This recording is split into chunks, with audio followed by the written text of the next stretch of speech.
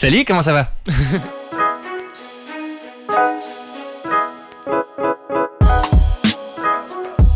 C'est trop cool. Il n'y a pas d'autre mot à part le mot cool, je pense. Il n'y a rien de plus chouette en fait que d'entendre ce morceau, que ce soit à la radio, dans un bar ou quoi. Et la première fois que j'avais entendu un de mes morceaux dans un lieu public, c'était au Ikea, à Zaventem. Genre, j'étais en train de chercher une lampe, puis en un coup, j'étais avec mon colocataire qui fait écoute un peu. Je fais ah, mais tiens, ouais, c'est mon morceau. Mais là, je pars ce vendredi à Beyrouth, justement.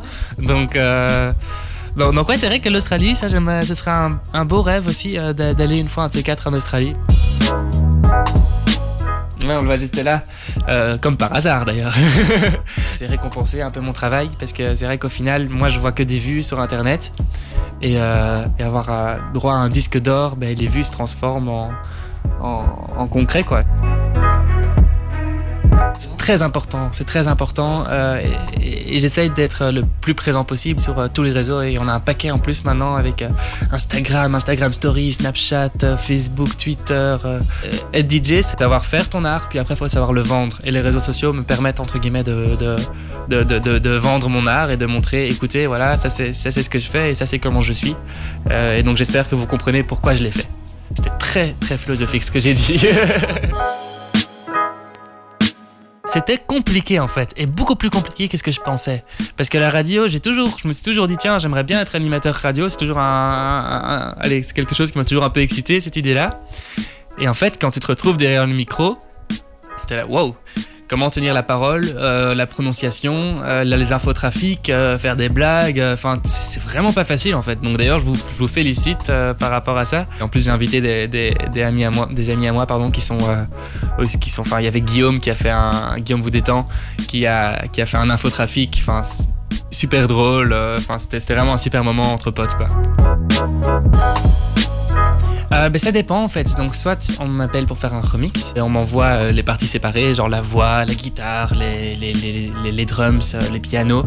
Et alors moi après là je vais reconstruire ou repenser le morceau, et donc là c'est le principe du remix.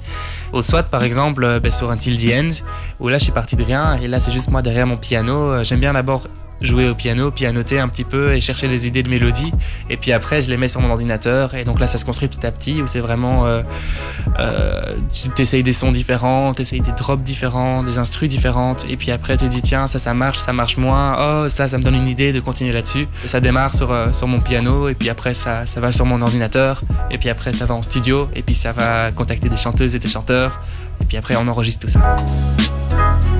J'adore Until the End et Home. Deux morceaux du moment que j'aime beaucoup, Loïc Notet, son album, ça je suis vraiment fan, et Lost Frequencies, il n'y a rien à faire, il cartonne et il est trop fort, et je vais en citer un troisième, Alex Germis, il m'a fait écouter son prochain morceau et ça s'annonce énormissime.